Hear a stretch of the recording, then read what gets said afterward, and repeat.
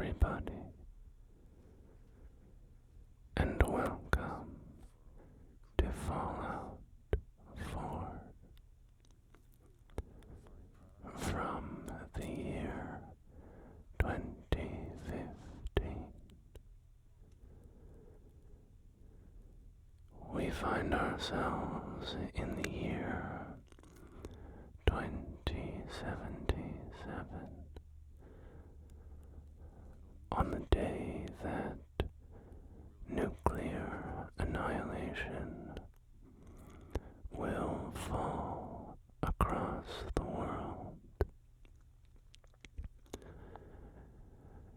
initiating a nuclear apocalypse, which forms the setting for Fallout.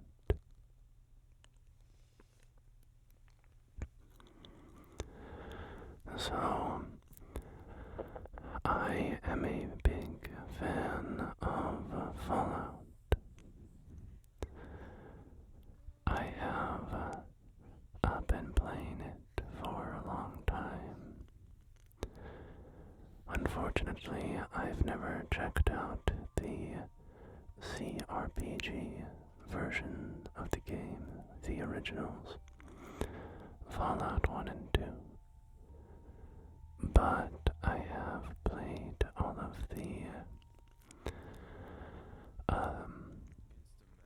sort of more modern versions of the game.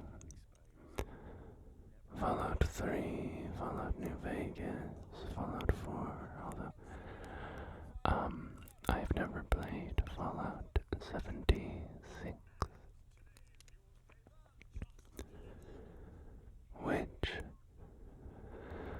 had a horrible launch, but strangely enough has stuck around all these years and seems to be somewhat thriving these days, or at least it's receiving regular content updates. So.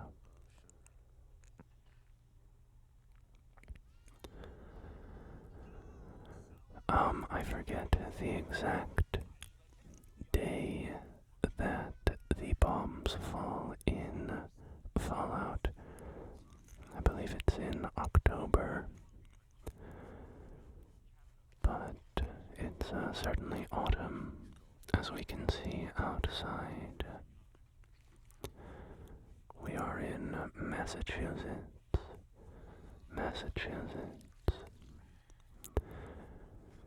and the fall season has turned the leaves on the trees a beautiful mixture of browns and reds and oranges.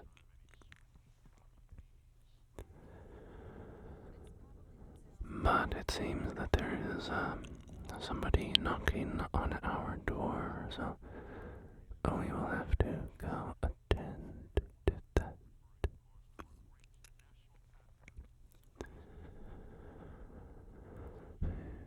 And it seems to be a salesman from Vault Tech.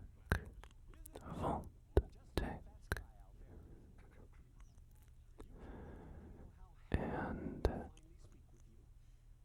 he has been trying to get a hold of us for days now. A matter of utmost urgency, he says.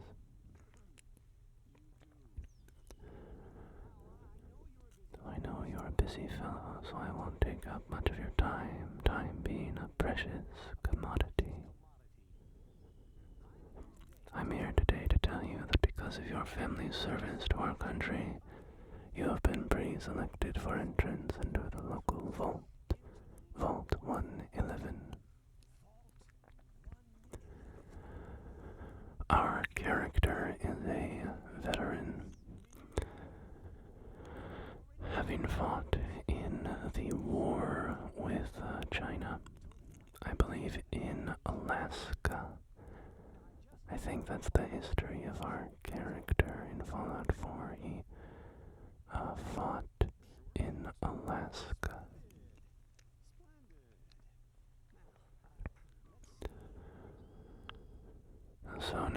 we fill out our registration form. And we'll start with a name. I will call our character Lumpy.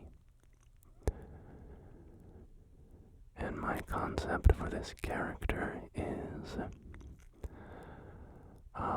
he's really sort of a self-insert. I want him to be as much like me as possible, so I designed his face to look like mine, and I matched up his stats according to how I think of myself. So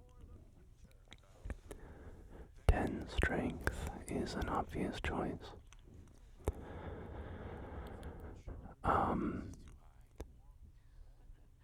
So now we are spending a lovely day with our wife Nora, our son Sean, and Codsworth here, our Mr. Handy robot.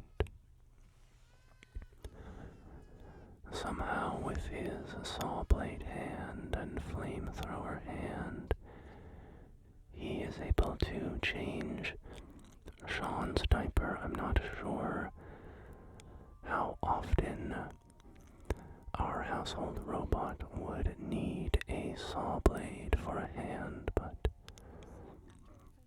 it's a nice thing to have around, I suppose.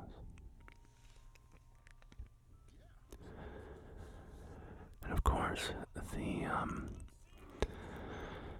Fallout universe is pretty satirical, pretty tongue-in-cheek, pretty comedic, so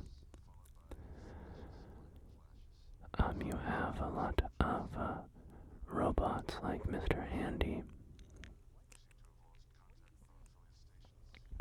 which are designed in ways that seem a little impractical for their intended purposes. But the news anchor on television is telling us that there are confirmed reports of nuclear explosions in the USA. It seems that nuclear war has arrived.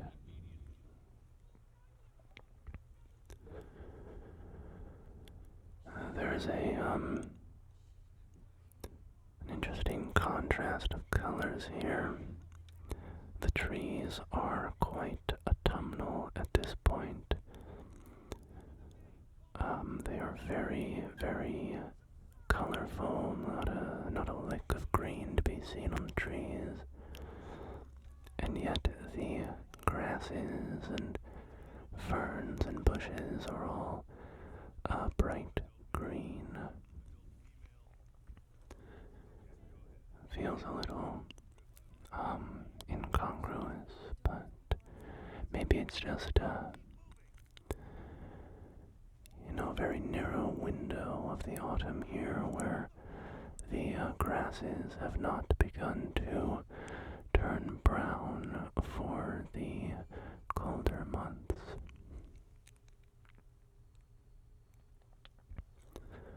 But it is a lovely area. I wish that we could have had some time to walk around this environment, take in the crisp fall air and beautiful colors of this New England autumn day. But as it stands,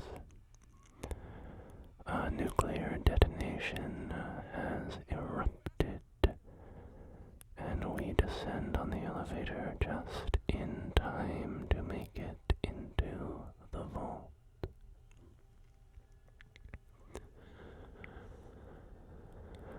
I must commend the stoicism of those security guards, or soldiers rather, who were standing guard outside the elevator. If I saw wall of a nuclear blast hurtling towards me right as an elevator was descending to safety. I think I would have just thrown myself in. For your safety, kindly do not put your hand in between gates. Kindly do not try to step in and step out until the elevator is fully stopped. Do not load with combustibles or animals. All luggage must be under packed conditions. If the elevator is stuck between levels, do not panic. An alarm bell will automatically sound an emergency brake. Well, here we are in Vault 111. We have the Vault Tech personnel here, all ready to go. They must have had some early warning in order to get here in time. Or perhaps some of them were already here, conducting some work.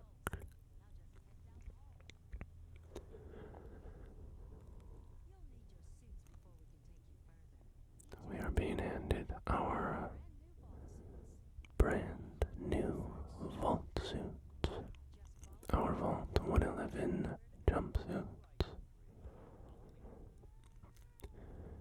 A Vault Tech doctor to escort us into our new home. So, Vault Tech is a company that was preparing for nuclear war. They built a series of underground vaults. This one has some interesting pods. And these vaults were ways to ensure the continuity of human life in the event of nuclear war.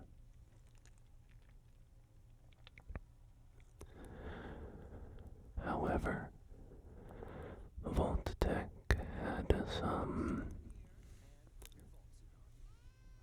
other motives beyond simply protecting the inhabitants of their vaults.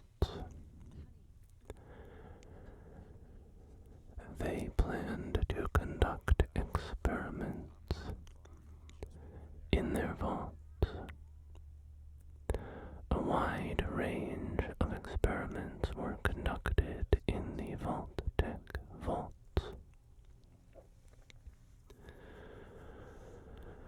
And in the Fallout games, you can often find the ruins of these vaults. Enter them and decipher the strange happenings that took place. Hallucinogenic drugs, botanical experiments. In this vault, as we see here, the effects of cryogenic freezing are being studied.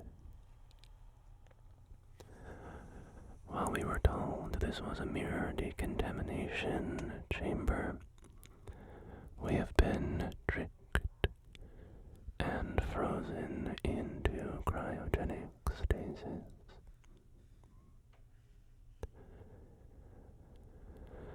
However, it seems our stasis has ended. We have regained consciousness.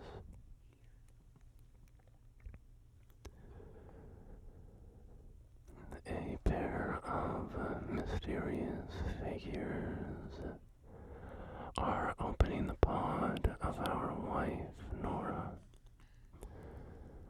who is holding our son, Sean.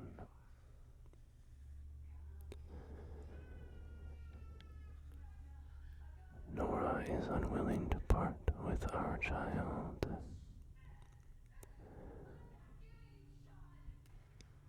And tragically, one of these figures has shot our wife.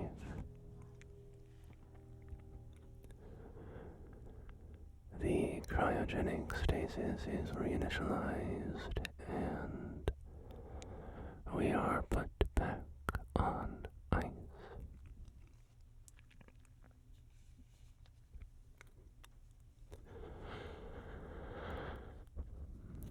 I think if I were going to be cryogenically freezing a parent and their child, I would not just put them in a pod with the parent holding the baby.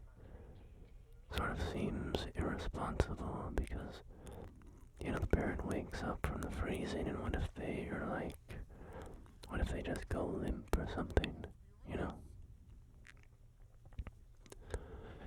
And then they drop the baby. It just seems a little unsafe.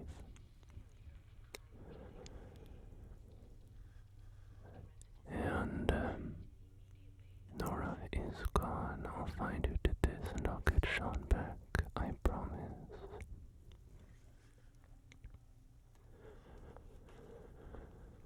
So, who knows how many years have passed since the bombs fell.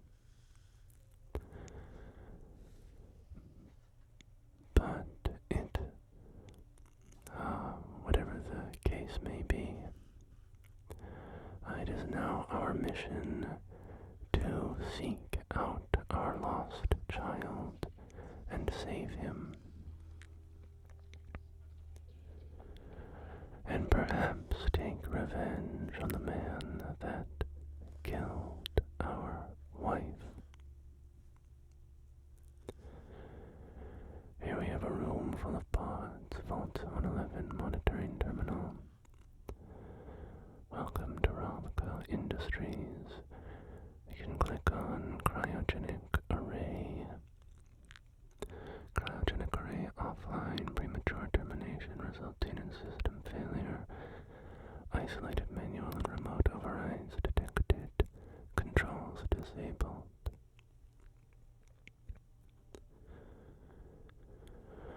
This is a term link. Thank you for choosing Vault-Tec. Life support offline. Same as the cryogenic array. Here we have the pods in this room. Mr. DiPietro, Cindy Coffran, Mrs. Whitfield, Mrs. Coffran, Mr. Whitfield, Mr. Coffran. My neighbors, the Whitfields, the Coffrans, and Mr. DiPietro, occupant status deceased, cause of death asphyxiation due to life support failure. Seems that Mr. Coffran is deceased, Mr. Whitfield the same, Mrs. Coffran, Mrs. Whitfield, Cindy Coffran, Mr. DiPietro. They're all dead.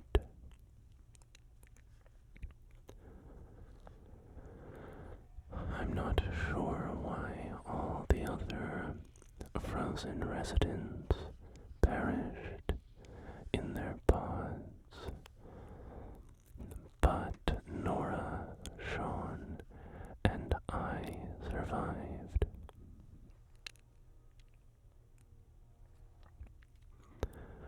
I've never seen a bug that large before, so I will arm myself with this security baton in case we encounter one.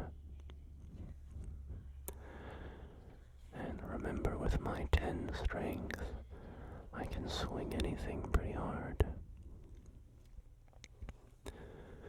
We have a security terminal, Robco Industries, clearance, Vault-Tec security, confidential security, eyes only, violation VDPO 1011. Vault 111 is designed to test the long-term effects of suspended animation. information on unaware human subjects. Security staff are responsible for maintaining installation integrity and monitoring site staff activity. Under no circumstances are staff allowed to deviate from assigned duties, insubordination, or interference with vault operations or capital offenses. Security staff are authorized to use lethal force. Security staff are authorized to use lethal force. Operations Protocol Manual, Resident Admittance. Upon activation notice from Vault-Tec, all personnel are required to report to the entry area and assist with admittance of vault residents. Security personnel will maintain order and ensure that no personnel or residents attempt to evacuate the vault. Research staff will be responsible for resident intake and escort each to the designated cryogenic pod. Residents not accounted for in the manifest to be asked to step aside and detained forcefully by security, if necessary.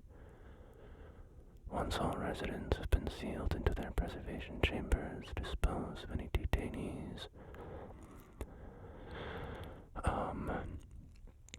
Vault entryway must remain sealed under any circumstances. Staff duties, science staff.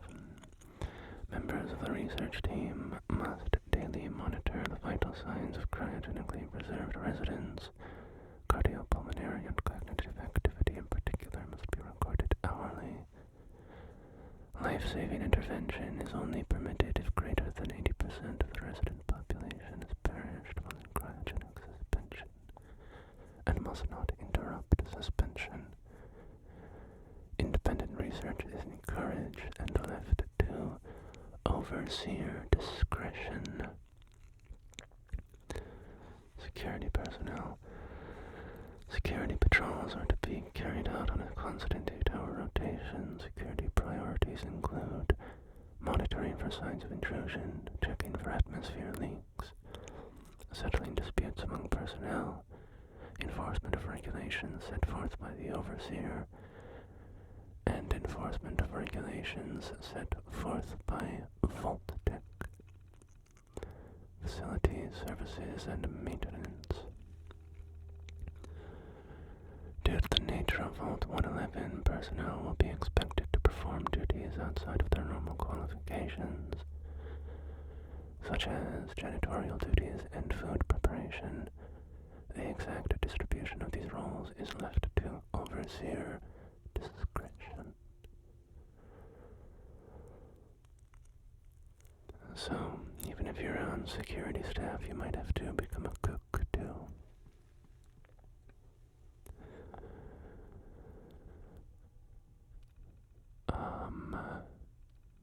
Going back, we have the all-clear and evacuation, all-clear message. Following a nuclear event, Vault-Tec will monitor hazards such as radiation levels, enemy invasion, subsequent attacks, and other factors. Once conditions are deemed safe, this terminal will receive an all-clear notice. Upon receiving the all-clear notice, Vault-Tec personnel may be evacuated at overseer discretion. Disregard any notices from organizations or individuals not associated with Vault-Tec, including government and military. Residents are not to be disrupted or evacuated.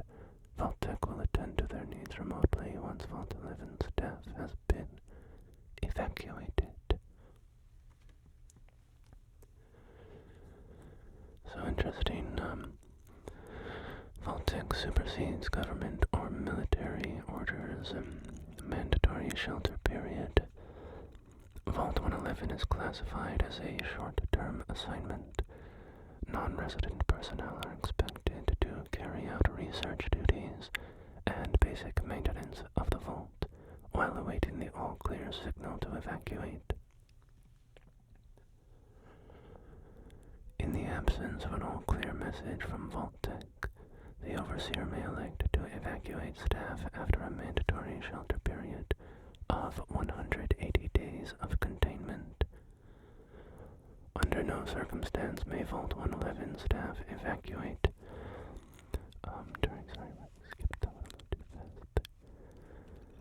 Security log, October 23rd, 2077. God, it finally happened. The world's over. Barely got all the residents inside. Not everyone made it. Now it's just us and the icebergs. I don't get it. Eggheads tried to explain to me that keeping them frozen is a big experiment.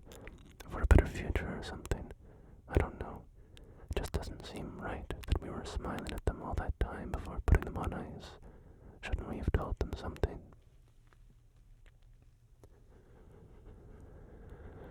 Yeah, it's, interesting that it had to be unaware. December 25th, 2077. Merry Christmas. Christmas Underground got together with the rest of the security boys and support staff and had a little party. Best gift that got handed out was a fancy lad snack cake that wasn't too stale. None of the scientists came. Overseer wasn't there either. I just don't get them. They hiding something from us. Another company secret only for the higher-ups. Whatever. Just a few more months until the all-clear is supposed to come through. Then we can start rebuilding. Just a few more months. Sure. March 14th, 2078. Only a few weeks left in the mandatory shelter period. Everyone's getting stir-crazy. Some people are even saying the all-clear signal's never coming. We can't stay here much longer, that's for sure. It's not just the fact that I've been staring at the same break room and bunk bed for over 6 months.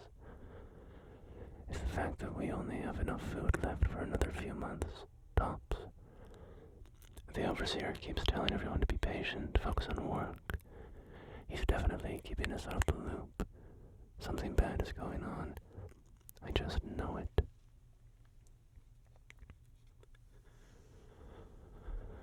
It seems morale in the vault is swiftly declining.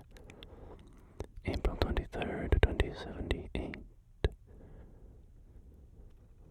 The main door accessing the vault exit is malfunctioning. Now the only way out is through the Overseer's evacuation tunnel. How convenient for him.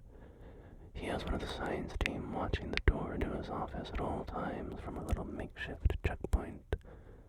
Got invited to a meeting tonight. Support staffers and security only. Sounds like I'm not the only one with an axe to grind.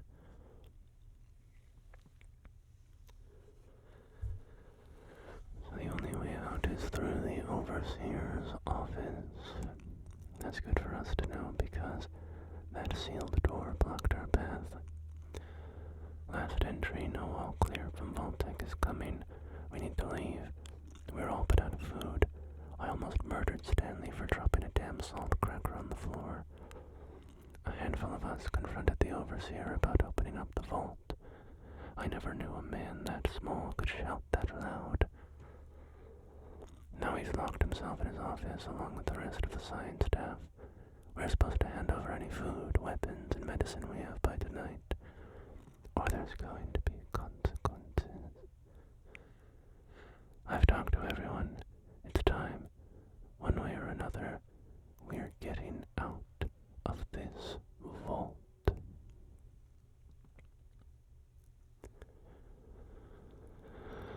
Alright, it seems a mutiny came to Vault 111. We have a little poster here. Extermination is everyone's job. And then this very funny looking little cockroach being strangled, crushed.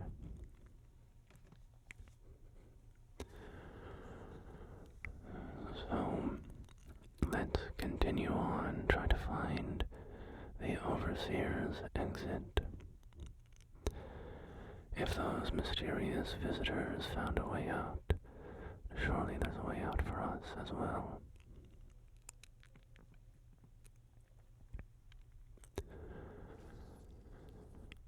A nasty, filthy radroach. Although, of course, we don't really know that they're called radroaches yet. Just a giant roach to us. So here we have the bunk room, where the seemingly pretty limited amount of staff spent their nights. Cleanliness is godliness.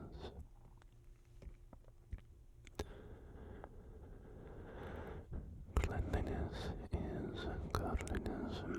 Lifter, hydraulic, pressure regulator, warning, adjusting. I imagine that's supposed to say readjusting. Pressure while door is raised may cause upper door to fall. Keep above 1200 psi.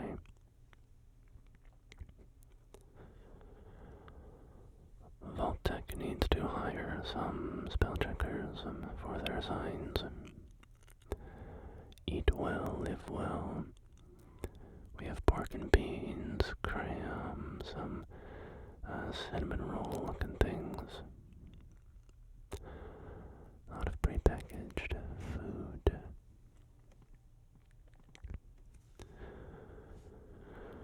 And part of the Fallout identity is the preponderance of old relics from the old world before the bombs fell. Especially food items. Packaged boxes of cereal, baked goods, canned goods, all of which have never gone bad. They just can remain shelf stable forever, it seems. So you still have people eating tins of cram and boxes of sugar bombs, even up until the current day. And of course drinking bottles of Nuka-Cola. Nuka-Cola, how could we forget?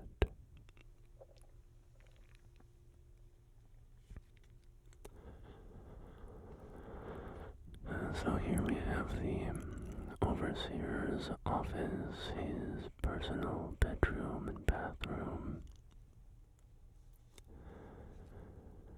A small armory here with a strange-looking device hidden in a well-locked case.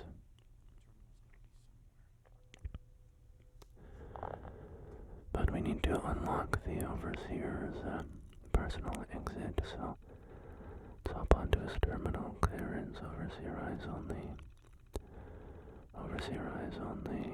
Vault 111 is designed to test the long-term effects of suspended animation on unaware human subjects.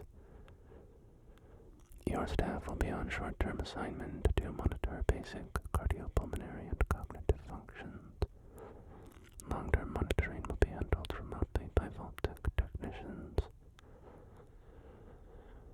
Under no circumstances suspension to be disrupted. This includes the administration of life-saving measures. Your staff is also considered expendable. Insubordination or attempts to evacuate preemptively are forbidden. Unused cryogenic pods are the preferred method of disposal for cadavers. Cryolator. I've long dreamed of making cryogenic freezing available in a portable, on-demand form. The cryolator is my latest attempt. Thankfully, we are in no short supply of the chemicals and components I need to tinker with the prototype.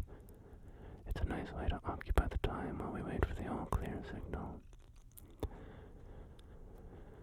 Alright, we've already read these documents.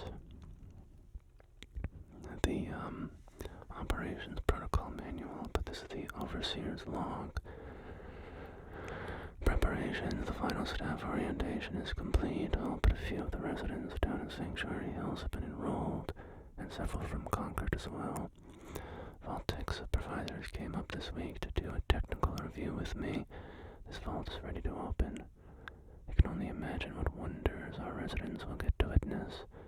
The notion of leaping forward in time. I almost wish I could join them and see the promise of our future realized. October 23rd. It's happened. We were lucky that most of the staff was nearby when the early warning came through. We had less notice than expected, but only Nordhagen was missing when we sealed the entrance. Resident admitted it went smoothly. Everybody made it, even the family that waited until the last minute. I was worried there would be more suspicion, but things happened so fast for these people. They must have been too overwhelmed to question the cryogenic pods. Alright, well, we do know the day now, the day that I forgot of when the bombs fell, October 23rd, 2077. Strange issue today with pod C3. Subject appeared to be having heart palpitations, nothing life-threatening, but unusual. We realized almost too late that the pod was malfunctioning. The cryogenic array almost started thawing her out. We're not sure, but I suspect a hiccup in Vault-Tech's remote override systems may have sent an errant signal. We'll have to keep an eye out. Supplies running low. There's been no all-clear signal yet, even though we're nearing the end of the 180-day mandatory shelter period.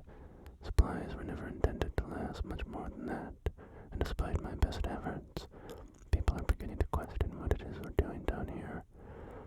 If people think we can just leave when the 180 days are up, they're insane. The radioactive exposure would still be potent enough to fry everyone if the vault seals are breached that early. The whole point of the all-clear was to receive additional instructions from the main office. I don't know what to do. I can't open the vault.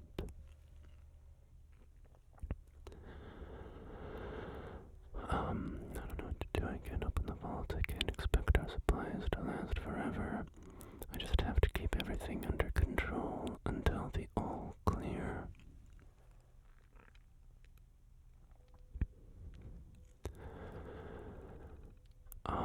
Mutiny.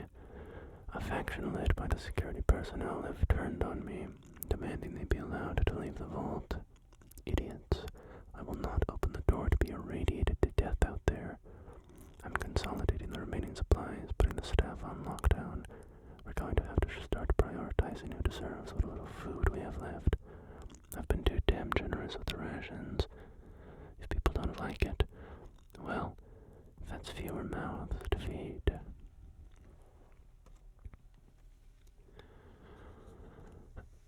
Well, it seems that Vault 111 was put in an impossible position. With only a 6-month duration of feasibility for their project before they ran out of food. Personnel evacuation tunnel is now open. Remind all staff to be orderly and follow shutdown protocols before exiting and resealing Vault 111. Please maintain all staff records and research. Report to your local Vault-Tech superiors for debriefing and further instruction.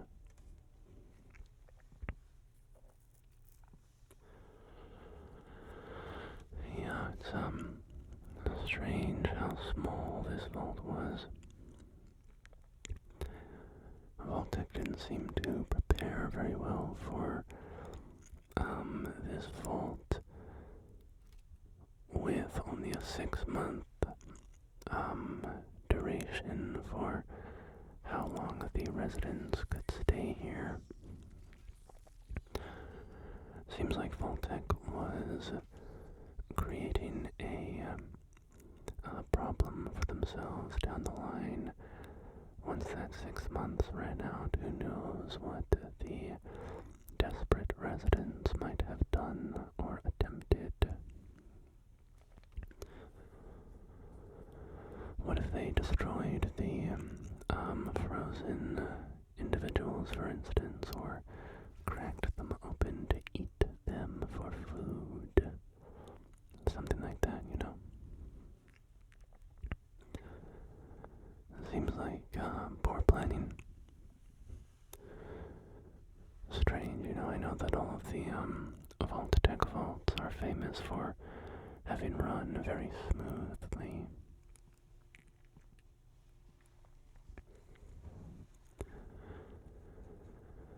So it seems that we have found our way to the exit. We'll need to take this scientist's Pip-Boy.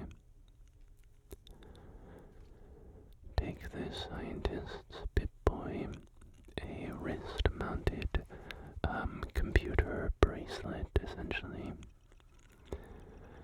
And it also allows us to interact with certain devices in our environment, so it'll be handy for us to have. We have our status page, our inventory with weapons and apparel and aid. We have our data tab, our map tab, showing a local map of the Boston area, Boston and its surrounding suburbs and towns. A large mechanical arm here designed to open up the vault door. And Vault 111 kind of has a double layer of protection. You have the elevator area up top, which is sealed with a heavy metal sliding door. And then you have this secondary vault door here. I always love this part in the Fallout games when you get to watch these big vault doors be rolled out of the way. There's something very satisfying about watching it, to me.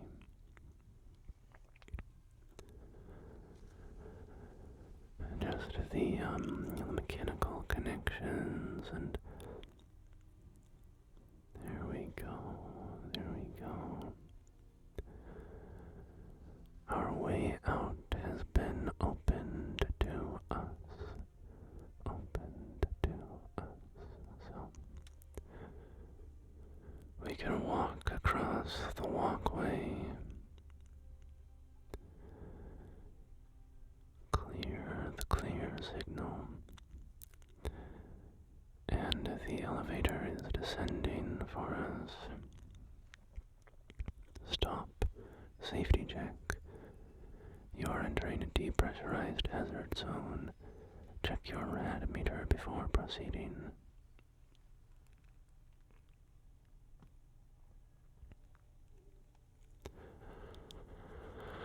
Alright, well, we stand on the threshold here. In only a few moments, we will ascend to the surface and see just whatever it is that post-war America holds for us.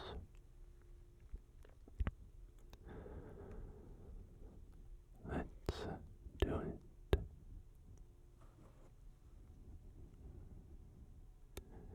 We are given a last opportunity to change our stats.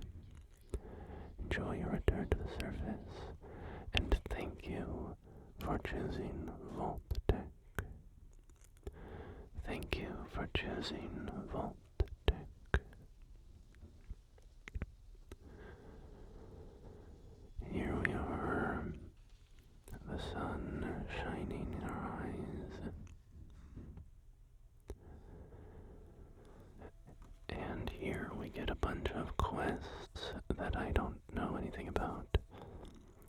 I'm guessing that there's some sort of like a bunch of Bethesda like creation club things that are just preloaded onto Fallout 4 at this point. But there are a bunch of quests pouring in that I do not remember. I have not played the game since it came out, so all these mods and things are new to me.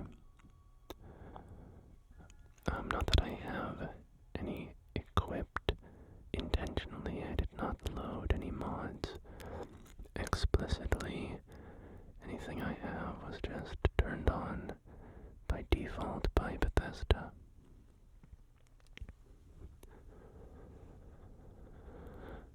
So we can see the remains of our neighbors and the soldiers who escorted us to Vault 111. They are nothing now besides bones and tattered clothing. We will raid this first aid kit for some supplies.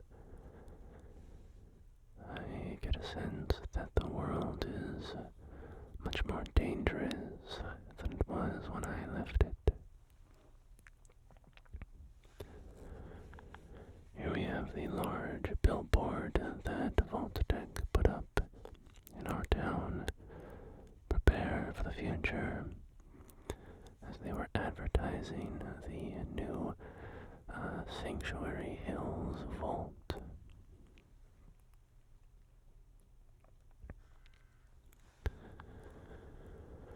It was quite new. Even that Vault-Tec representative hadn't managed to get in touch with me. We have misty mountains rearing up in the distance. The low, rolling hills and mountains of western Massachusetts.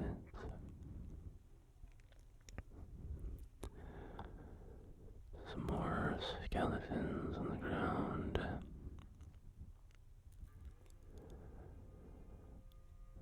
A little office trailer here.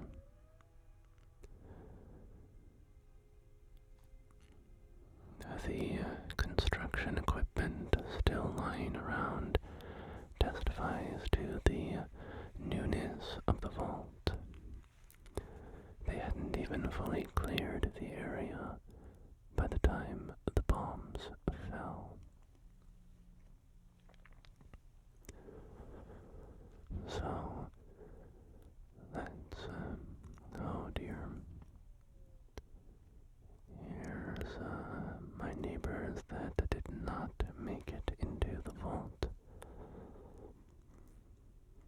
I think I recognized Mrs. Johnson's dress. Poor lady. So we can make our way to our town and see just what remains of it.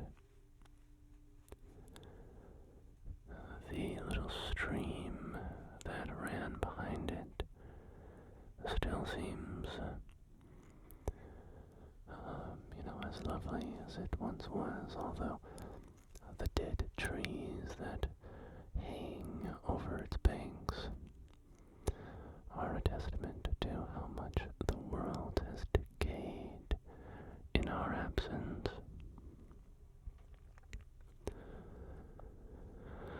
However many years have passed, quite a lot of ruin and decay has gone on in that time. The houses, they hardly still stand, holes in the roofs. I see a Mr. Handy over there. Perhaps even the Codsworth that I once owned.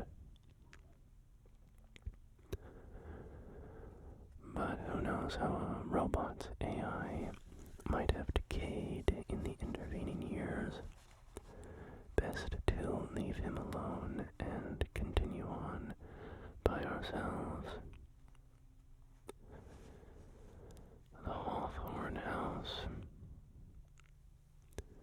I don't remember seeing them in the vault. I suppose they passed away in the nuclear explosion as well.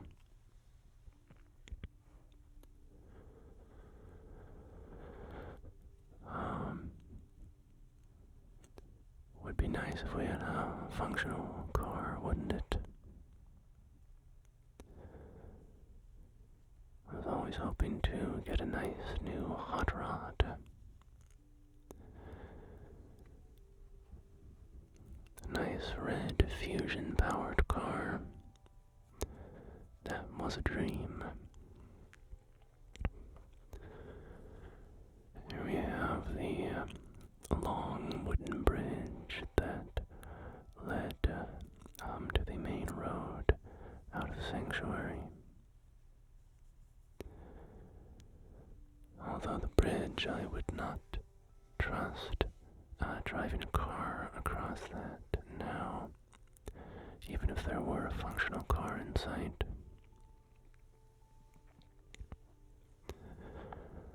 The wood has decayed so heavily and fallen to ruin.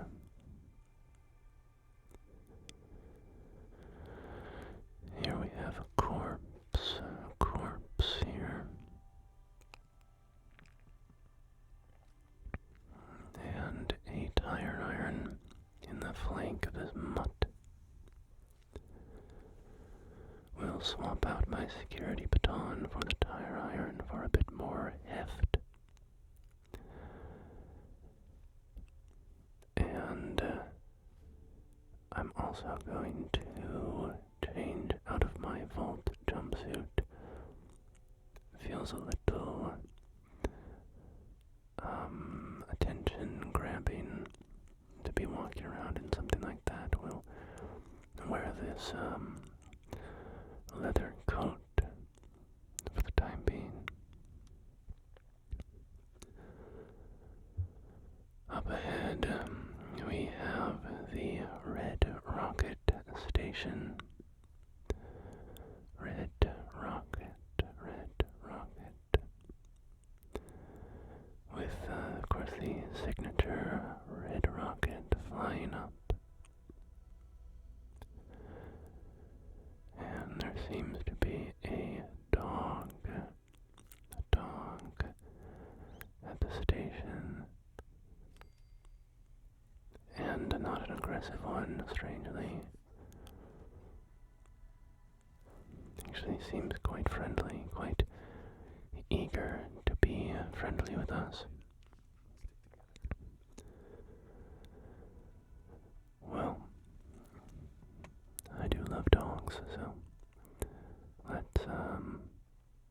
let's go on together, boy. So I'll pop into the Red Rocket truck stop and see if there's anything of use left for me to pilfer. I don't suppose, given the circumstances, that anybody would particularly mind. Protect yourself. Looks like a goose or something. Oh, our buddy brought us a little gift. I think that was a Stimpak. Garage door is still functional. Interesting.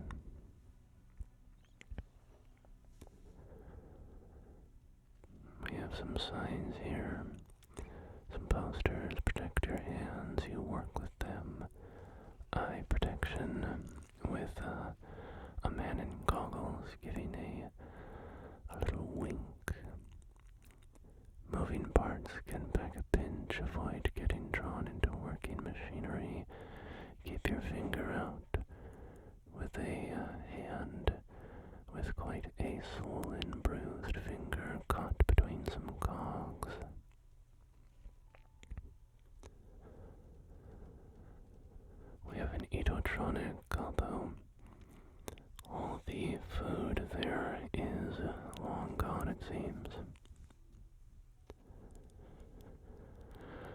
Some old advertisements here on the wall for sugar bombs, explosive great taste, free Captain Cosmos decoder ring inside, and then a giddy-up buttercup, every girl's fantasy, now a reality, only $16,000.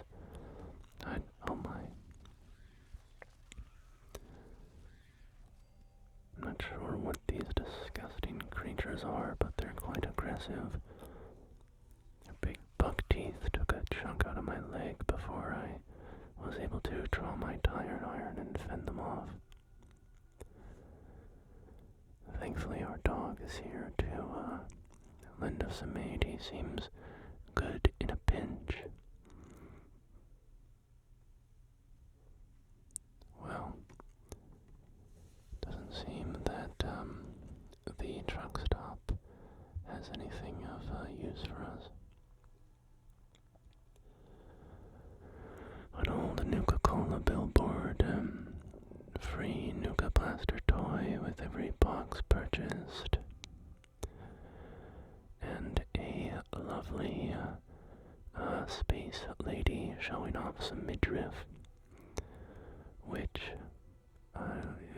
she's very attractive, but I'm not sure that I would want to go into space with my belly showing like that. Just seems a little dangerous.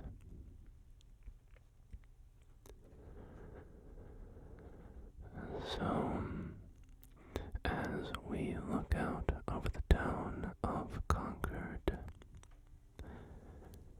I have no idea where to begin the search for my son and the man that kidnapped him. But that is a problem for the future. If we return to Fallout 4, we may continue that search and see where it takes us. Or perhaps we could simply wander the wastelands of the Boston metropolitan area, comb through the old towns of Massachusetts, see what's become of its forests and rivers and hills. But thank you for joining me, my friends, on this excursion to Fallout 4. There is somebody whose name I forget, I apologize. But they had requested Fallout 4 whispering only for quite a while since my New Vegas video. So I hope that you are happy that we've finally gotten there, if you're still, around and watching. But you can all let me know if you would like to return to Fallout 4 at some point in the future for some exploration or whatever the future holds for our character of Lumpy. Thank you for joining me, my friends. Until next time, please take care of yourselves.